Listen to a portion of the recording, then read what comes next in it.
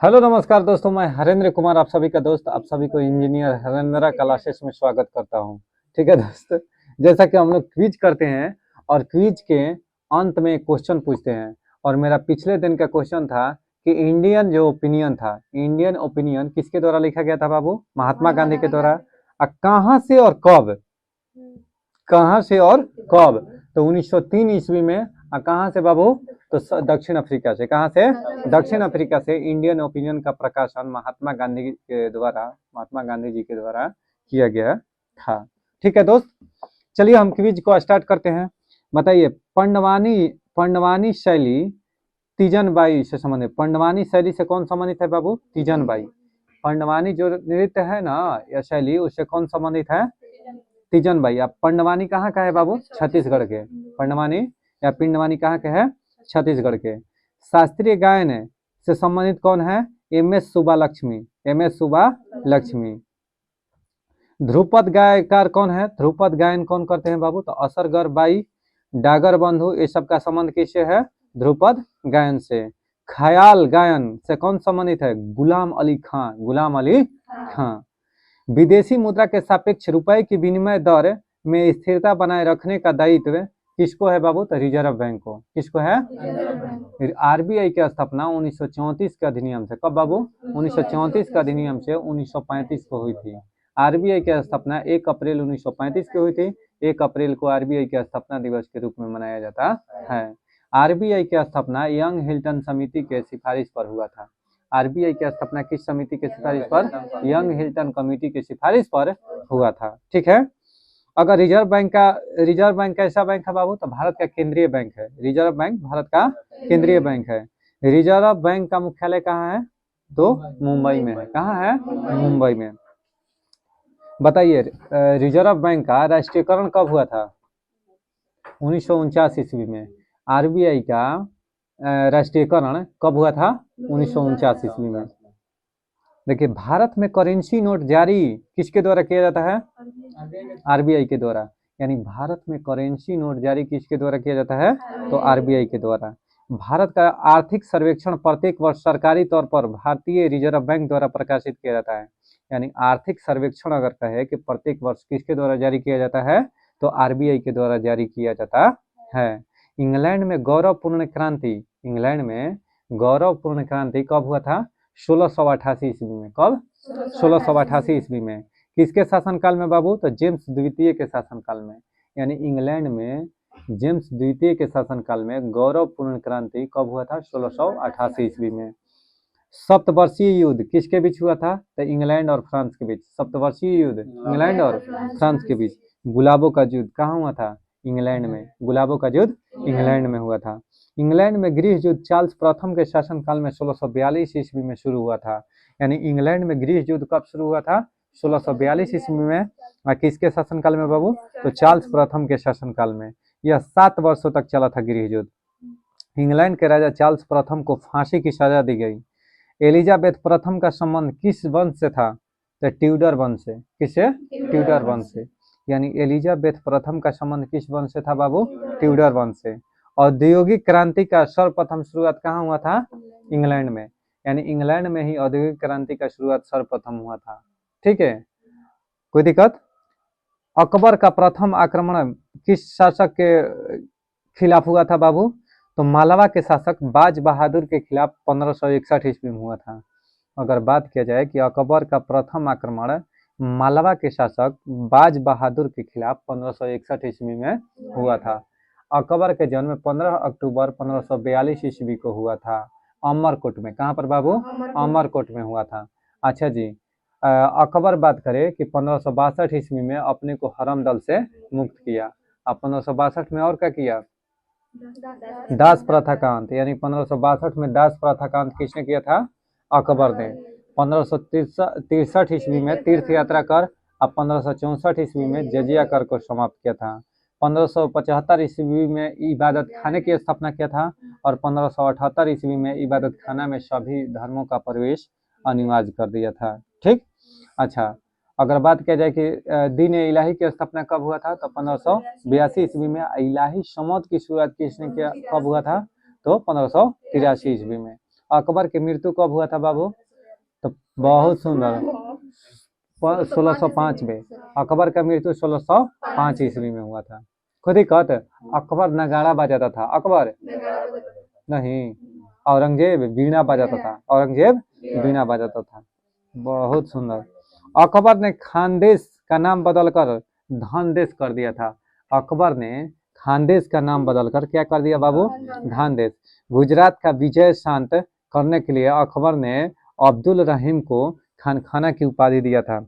यानी गुजरात का विजय शांत करने के लिए अकबर ने अब्दुल रहीम को खानखाना की उपाधि दिया था। खानखाना की उपाधि देखिए कह रहा है कि अकबर की अधीनता स्वीकार नहीं किया था। कौन सा राज्य बाबू? तो मेवाड़ राज्य। कौन सा? मेवाड़ राज्य अकबर की स्वाधीनता स्वीकार नहीं किया, अधीनता स्वीकार नहीं किया था। ध्यान से सुनो। 10 मई 1857 के दिन मेरठ की पैदल टुकड़ी 20 सेनाई से 1857 ईस्वी की क्रांति की शुरुआत हुई थी। 1857 ईस्वी की क्रांति की शुरुआत हुई थी। इस क्रांति का दिल्ली के भारतीय नायक बहादुर शाह जफर था तथा सैनिक नेतृत्व वक्त खान ने किया था। किसने? वक्त खान ने की। इसको दबाने में ब्रिटिश नायक हडसन एवं निकोलस थे। इसको दबाने में किसका सहयोग था बाबू? ब्रिटिश नायक हडसन एवं निकोलस थे। ठीक, 1857 के विद्रोह को उर्दू कवि मिर्जा गालिब ने देखा था। यानी 1857 ईस्वी के विद्रोह को किसने देखा था बाबू? मिर्जा गालिब ने देखा था। पील आयोग का गठन कब हुआ था? 1857 का विद्रोह हुआ था। पील आयोग का गठन कब हुआ था? 1857 के विद्रोह को दबाने के लिए, जांच के लिए इसका पील आयोग का गठन हुआ था। कब बाबू? 1857 ईस्वी में। भारत के शिक्षित मध्यम वर्ग 1857 की क्रांति में तटस्थ रहा। जो शिक्षित और मध्यम वर्ग था ना, वो 1857 की क्रांति में क्या रहा? तटस्थ रहा। ठीक, राज्य के नीति निर्देशक सिद्धांत संविधान के भाग 4 में अनुच्छेद 36 से 51 तक वर्णित है। अनुच्छेद 36 से 51 तक क्या है? नीति निर्देशक सिद्धांत है या तत्व है। अब भाग 4 में इसे नीति निर्देशक तत्व को कहाँ से लिया गया है? आयरलैंड से। इसे न्यायालय द्वारा लागू नहीं किया जा सकता है। यानी नीति निर्देशक तत्व को न्यायालय द्वारा लागू नहीं किया जा सकता है। राज्य की नीति निर्देशक तत्व संविधान के निर्माताओं के मस्तिष्क और उद्देश्यों को प्रतिबिंबित करता है। राज्य के नीति निर्देशक तत्व एक ऐसा चेक है जो बैंक की सुविधा अनुसार अदा की जाएगी। यह कथन किसने कहा था? केटी शाह ने। किसने कहा था बाबू? केटी शाह ने। भारत का सबसे बड़ा कृत्रिम बंदरगाह कौन है? चेन्नई। यानी भारत का सबसे बड़ा कृत्रिम बंदरगाह कौन है? चेन्नई है। बताइए भारत का सबसे बड़ा प्राकृतिक बंदरगाह कौन है? मुंबई है। कौन है? मुंबई। अच्छा जी, भारत का सबसे गहरा तथा स्थलबद्ध सुरक्षित बंदरगाह कौन है? विशाखापट्टनम। कौन है? विशाखापट्टनम। कोई दिक्कत? अच्छा जी, भारत का प्रथम निगमीकृत मुख्य बंदरगाह कौन है?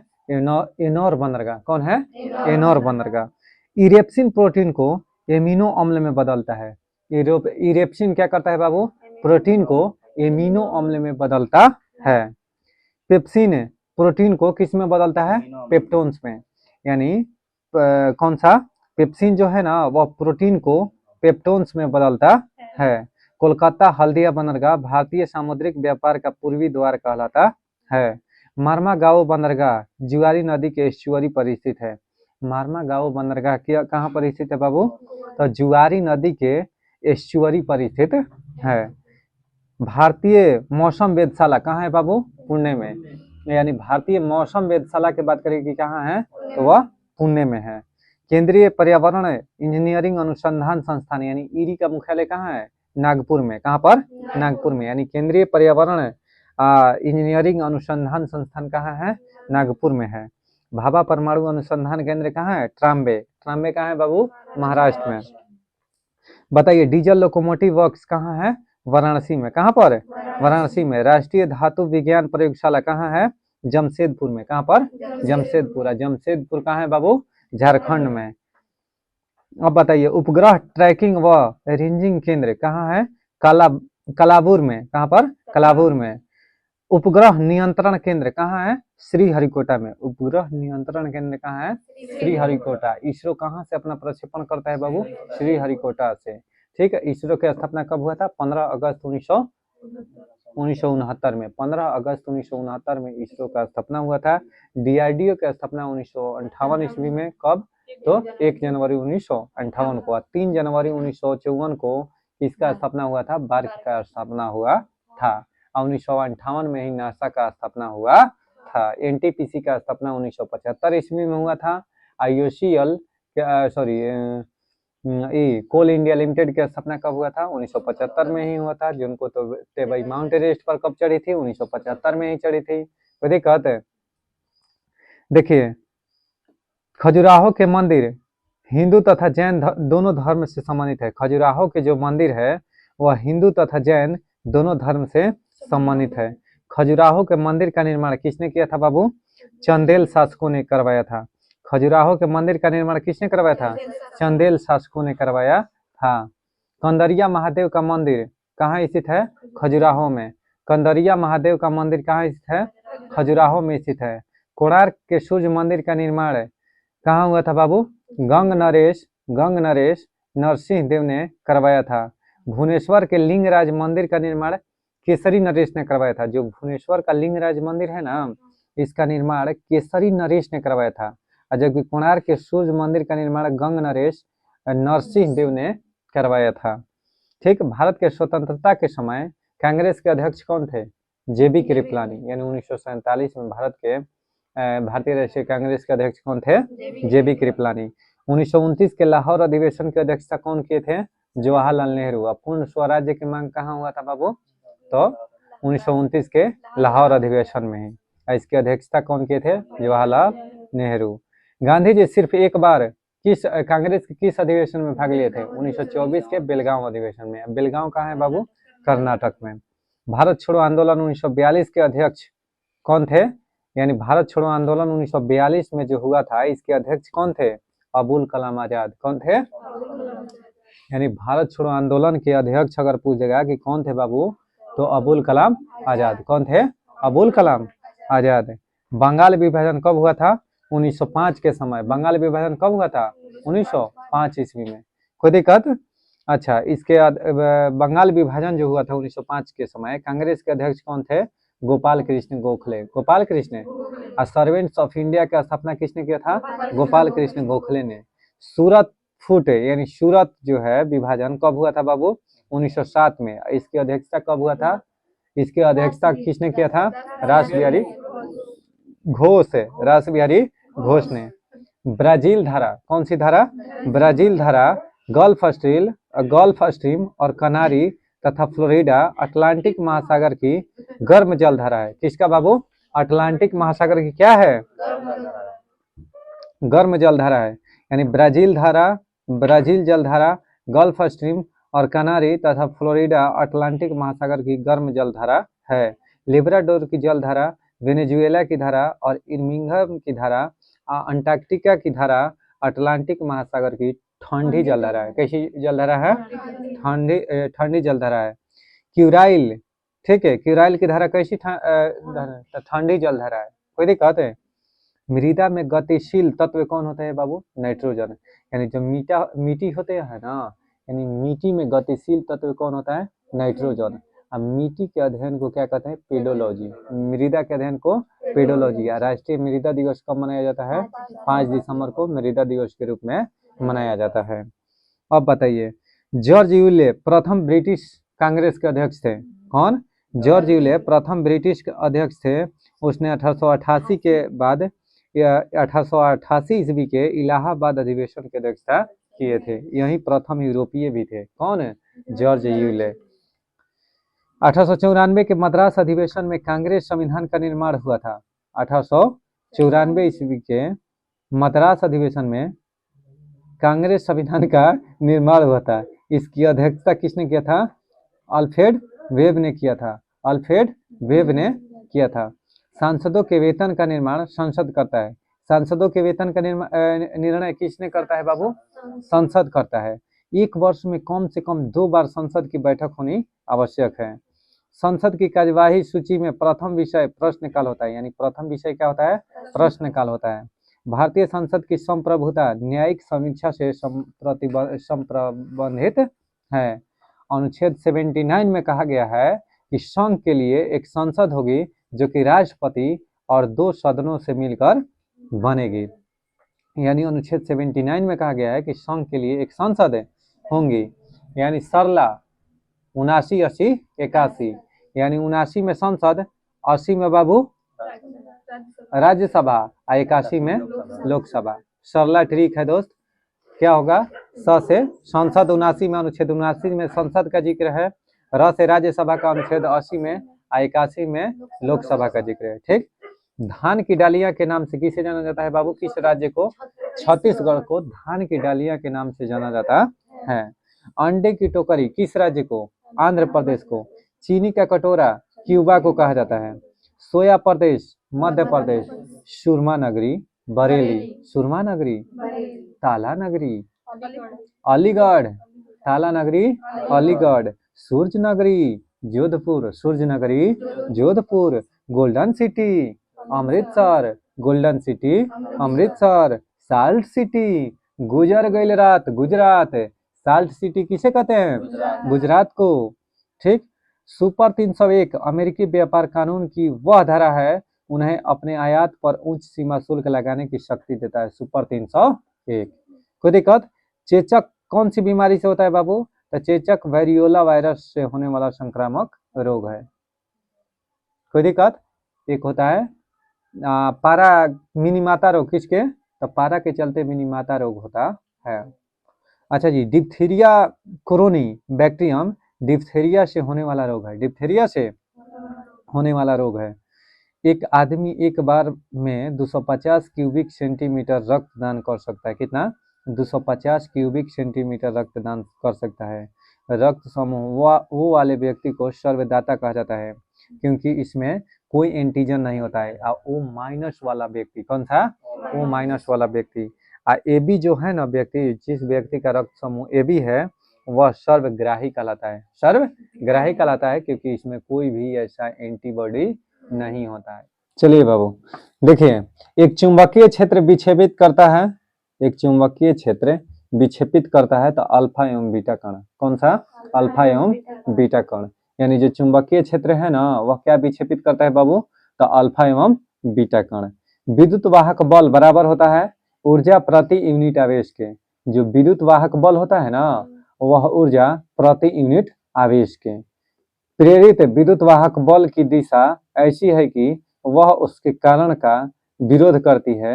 यह किसका नियम है? लेंज का। किसका नियम है? लेंज का। यानी लेंज का नियम क्या है बाबू? तो लेंज का नियम यह बताता है कि प्रेरित जो विद्युत वाहक बल है जिससे उत्पन्न होती है उसी का क्या करती हैं? विरोध करती हैं। ठीक। यह लेंज का नियम कहलाता है। और लेंज का नियम किस चीज पर कार्य करता है बाबू? तो ऊर्जा संरक्षण सिद्धांत पर। किस पर? ऊर्जा संरक्षण के सिद्धांत पर। अच्छा, विद्युत तीव्रता का मात्रक क्या होता है? न्यूटन प्रति कूलम्ब। यानी विद्युत तीव्रता का मात्रक क्या होता है? न्यूटन प्रति कूलम्ब होता है। ठीक। अब विद्युत तीव्रता कैसा राशि है बाबू? तो चुंबकीय राशि है कि कैसी राशि है? विद्युत तीव्रता अदिश राशि है कि सदिश राशि है? दोस्त कमेंट बॉक्स में रिप्लाई कीजिएगा कैसी राशि है। शुष्क सेल की क्षमता कितनी होती है? तो 1.5 वोल्ट। शुष्क सेल की क्षमता कितनी होती है? 1.5 वोल्ट। फ्लेमिंग के बाएं हाथ के नियम का उपयोग करने से ज्ञात करने के लिए किया जाता है तो चुंबकीय क्षेत्र में चालक ले जाने वाली धारा की गति की दिशा को। यानी जो फ्लेमिंग के बाएं हाथ का नियम है ना बाबू, उससे क्या पता चलता है कि चुंबकीय क्षेत्र में चालक को ले जाने वाली धारा की गति की दिशा को पता चलता है फ्लेमिंग के बाएं हाथ की गति से। यानी धारा की गति की दिशा का पता लगता है। सिल्वर ऑक्साइड सेल के विद्युत वाहक बल का मान कितना होता है? 1.5। यानी सिल्वर ऑक्साइड जो सेल होता है उसका अगर बात करें कि विद्युत वाहक बल का मान कितना होता है? 1.5। कुंडलियों में फेरों की संख्या बढ़ाए जाने पर चुंबकीय क्षेत्र की प्रबलता बढ़ जाती है। यानी कुंडली में अगर फेरों की संख्या बढ़ेगा ना तो क्या होगा बाबू? चुंबकीय क्षेत्र की प्रबलता क्या हो जाएगी? बढ़ जाएगी। ठीक। उष्मा गति का प्रथम नियम किस अवधारणा की पुष्टि करता है? तो ऊर्जा संरक्षण का। किसका? ऊर्जा संरक्षण का। यानी उष्मा गति का प्रथम नियम किस अवधारणा की पुष्टि करता है? ऊर्जा संरक्षण का। घड़ी की चाबी भरने के बाद उसमें भंडारित होती है कौन सी ऊर्जा? तो यांत्रिक ऊर्जा। ऊष्मा गति का प्रथम नियम किस अवधारणा की पुष्टि करता है? तो ऊर्जा संरक्षण का। और घड़ी की चाबी भरने के बाद उसमें कौन सी ऊर्जा भंडारित होती है बाबू? तो यांत्रिक ऊर्जा। अगर एक होता है स्थितिज ऊर्जा, वो ऑप्शन में नहीं है, स्थितिज ऊर्जा ऑप्शन में नहीं है, तब जाकर क्या मारेंगे? यांत्रिक ऊर्जा। कोई दिक्कत? अब देखिए, हवा का वाष्प घनत्व कितना होता है? 14.4। यानी हवा का अगर वाष्प घनत्व पूछे तो कितना होता है? 14.4 होता है। परम ताप वह शुरुआत बिंदु कौन सा है? परम ताप का वह शुरुआत बिंदु कौन सा है जहां सभी आणविक गति बंद होती है? परम शून्य ताप। कौन सा बाबू? परम शून्य ताप। ठीक है। 0 डिग्री सेल्सियस पर 1 ग्राम बर्फ को पूरी तरह पिघलने के लिए आवश्यक यांत्रिक कार्य कितना होता है? तो 336 जूल। यानी 336 जूल जो कार्य करना पड़ता है किसके लिए बाबू? तो 0 डिग्री सेल्सियस पर 1 ग्राम बर्फ को पूरी तरह पिघलने के लिए। कितना? 336 जूल। नाभिकीय क्रियाओं में किसका उपयोग ईंधन के रूप में होता है? नाभिकीय क्रियाओं में किसका उपयोग ईंधन के रूप में होता है? तो यूरेनियम का। किसका बाबू? यूरेनियम का। यूरेनियम के परमाणु संख्या कितना होता है? 235। यूरेनियम का परमाणु संख्या 235 होता है। धातु के एक वृत्ताकार 235 होता है ना, कोई दिक्कत है? यूरेनियम का परमाणु संख्या नहीं, वो द्रव्यमान होता है। अब परमाणु संख्या बात करें तो 92 होता है। कितना होता है? 92। यूरेनियम का परमाणु संख्या कितना होता है? 92। द्रव्यमान संख्या 235। धातु की एक वृत्ताकार चकती के मध्य छिद्र है। धातु के एक वृत्ताकार चकती के मध्य छिद्र है। जब इसको चकती को गर्म किया जाता है तो छिद्र का बताइए, छिद्र के आकार पर क्या प्रभाव पड़ेगा? तो छिद्र का आकार बढ़ जाएगा। क्या हो जाएगा? यानी कोई भी गोलाकार परत पत्थर है, ठीक है, चादर का, उसमें एक होल है, छोटा सा छिद्र है, अगर उसको गर्म करेंगे पूरे चादर को तो क्या होगा? छिद्र का आकार बढ़ेगा। गाड़ी के रेडिएटर में जल का उपयोग किस कारण से किया जाता है? तो उच्च विशिष्ट घनत्व के कारण। यानी रेडिएटर में, गाड़ी के रेडिएटर में जल का हम लोग उपयोग करते हैं, जल डालते हैं उसको ठंडाने के लिए इंजन को, या रेडिएटर में। कहा है सर कि जल का जो उच्च विशिष्ट घनत्व क्या होता है? उच्च होता है। विशिष्ट जल का विशिष्ट घनत्व क्या होता है? उच्च होता है। अंतः दहन यानी इंटरनल कम्बशन इंजन जो होता है, यानी अंतः दहन इंजन में कौन सा उपकरण हवा व पेट्रोल को मिलाता है? तो कार्बोरेटर। कार्बोरेटर क्या करता है? एयर और पेट्रोल को क्या करता है? मिक्स करता है, हवा और पेट्रोल को मिलाता है। कौन? कार्बोरेटर। रेडिएटर में किसका प्रयोग करते हैं? जल का। यानी जल का। काहे करते हैं सर? कहें जल का विशिष्ट घनत्व उच्च होता है। लाइन इंजन में 4 बेलन का प्रज्वलन क्रम है तो 1 3 4 2। लाइन जो इंजन होता है, ठीक है, उसमें 4 बेलन का प्रज्वलन क्रम है 1 3 4 2। ठीक। डीजल इंजन में ज्वलन उत्पन्न किया जाता है तो संपीड़न से, यानी कंप्रेशन के द्वारा, संपीड़न के द्वारा डीजल इंजन में ज्वलन उत्पन्न किया जाता है। कौन सा कार्बोरेटर का कार्य है? तो यह पेट्रोल के साथ हवा को मिश्रित करके ठंडी भाप देता है। कार्बोरेटर क्या करता है? पेट्रोल और हवा को मिलाता है। पेट्रोल और हवा को मिलाता है। कोई दिक्कत है? सूर्य में कौन सा तत्व सर्वाधिक मात्रा में होता है? हाइड्रोजन। सूर्य में कौन सा तत्व सबसे अधिक मात्रा में पाया जाता है? हाइड्रोजन। हाइड्रोजन का संलयन होकर वह क्या होता है? हीलियम में कन्वर्ट हो जाता है, यानी परिवर्तित हो जाता है। नाभिकीय विखंडन में ट्रिगर क्या है बाबू? तो न्यूट्रॉन। नाभिकीय विखंडन में पूछेगा कि ट्रिगर क्या है? ट्रिगर, तो यह क्या है? न्यूट्रॉन है। क्या है? न्यूट्रॉन है। न्यूक्लियर पावर स्टेशन में ऊष्मा उत्पन्न करने हेतु साधारणतः किस ईंधन का प्रयोग होता है? यूरेनियम 235 का। किसका? यूरेनियम 235 का।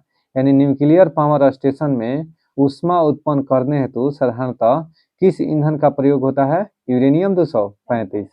नाभिक का आकार कितना होता है? 10 के पावर -15 मीटर। चलिए बाबू, सिम का फुल फॉर्म बताइए। सिम जो होता है ना, SIM, सिम का फुल फॉर्म क्या होता है? Subscriber identity module. Subscribers identity module होता है सिम का फुल फॉर्म, SIM। ठीक है। साइमन कमीशन का गठन 8 नवंबर 1927 को इंग्लैंड में हुआ था। साइमन कमीशन का गठन 8 नवंबर 1927 ईस्वी को इंग्लैंड में हुआ था। कहाँ पर? इंग्लैंड में। इसके अध्यक्ष सर जॉन साइमन सहित 7 सदस्य थे। यानी अगर पूछेगा कि साइमन कमीशन में कितने सदस्य थे बाबू, तो 7 सदस्य थे। इसके अध्यक्ष कौन थे? Sir John Simon. अध्यक्ष सहित 7 सदस्य थे। इसमें कोई भी सदस्य भारतीय नहीं था, यानी जो साइमन कमीशन था इसमें कोई भी भारतीय नहीं था। इसे व्हाइट मैन कमीशन भी कहा गया। जो साइमन कमीशन था इसको व्हाइट मैन कमीशन भी कहा गया। व्हाइट मैन कमीशन इसलिए कहा गया क्योंकि इसमें खाली गोरे अंग्रेज थे, इसीलिए इसको व्हाइट मैन क्या होता है? उजला गोरा लोग को व्हाइट मैन कहा गया। ठीक है। 3 फरवरी 1928 को साइमन कमीशन बम्बई पहुंचा। जो साइमन कमीशन, कमीशन माने क्या होता है? आयोग। जो साइमन कमीशन जो था आयोग, वह 3 फरवरी 1928 को साइमन कमीशन कहाँ पहुंचा बाबू? मुंबई पहुंचा। 30 अक्टूबर 1928 को साइमन कमीशन के विरुद्ध प्रदर्शन करते हुए लाला लाजपत राय को पुलिस की लाठी पड़ी, जिससे कुछ दिन बाद यानी नवंबर 1928 में 17 नवंबर, ठीक है, 17 नवंबर 1928 को 1928 बाबू, ठीक है, को लाला लाजपत राय की क्या हो गई? मृत्यु हो गई। समझ में आया ना? दो दल जस्टिस पार्टी एवं पंजाब कम्युनिस्ट पार्टी ने साइमन कमीशन का विरोध नहीं किया था।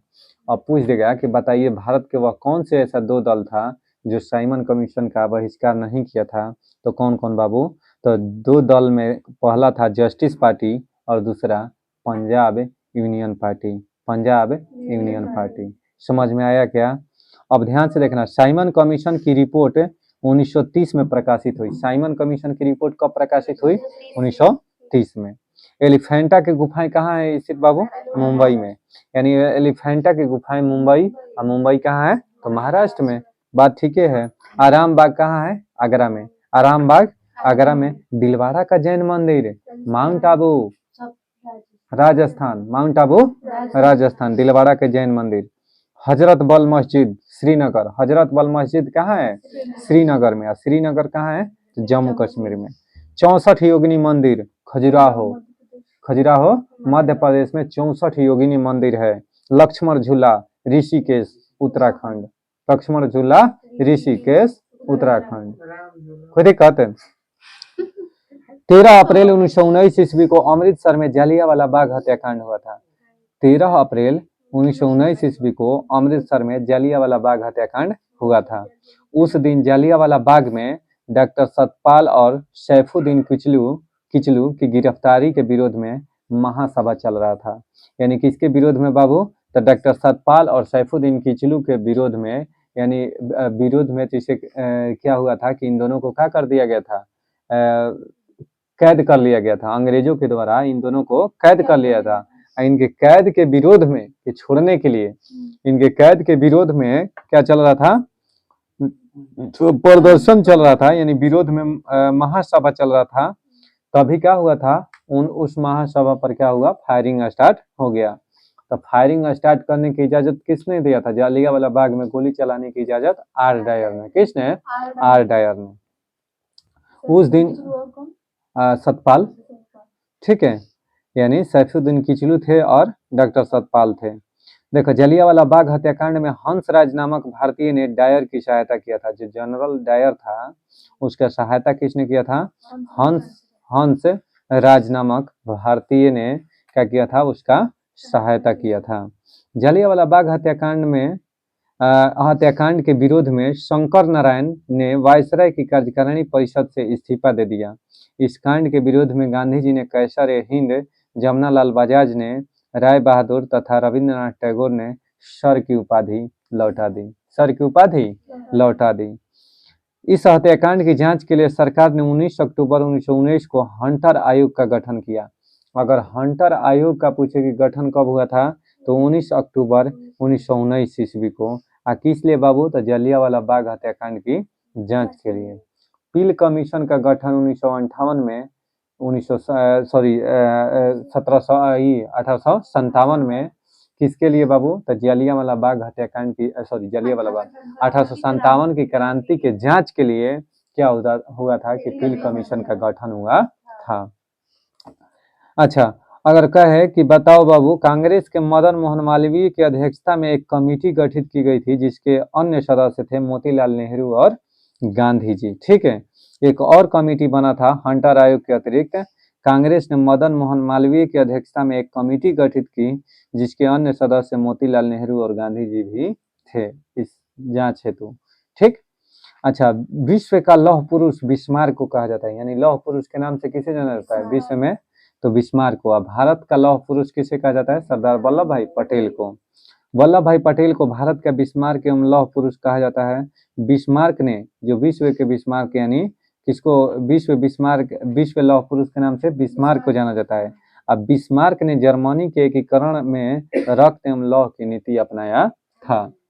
खुद ही कहते हैं, जर्मनी का और इटली का एकीकरण कब हुआ था, 1871 में। कब, 1871 ईस्वी में। पटेल ने भारत का एकीकरण किया था। सरदार पटेल यानी सरदार वल्लभ भाई पटेल ने किसका एकीकरण किया था, तो भारत का एकीकरण किया था। मेजनी को इटली का पैगंबर कहा जाता है। मेजनी, जोसेफ मेजनी, खुद ही कहते हैं इसको, मेजनी को क्या बाबू, तो इटली का पैगंबर कहा जाता है, इटली का पैगंबर कहा जाता है। काबूर को इटली का राजनीतिज्ञ कहा जाता है। जो काउंट काबूर थे ना, उसको इटली का राजनीतिज्ञ कहा जाता है। गैरीबाल्डी को इटली का तलवार कहा जाता है। गैरीबाल्डी को लाल कुर्ती, लाल कुर्ती किसने, नमक सेना के गठन गैरीबाल्डी ने ही किया था।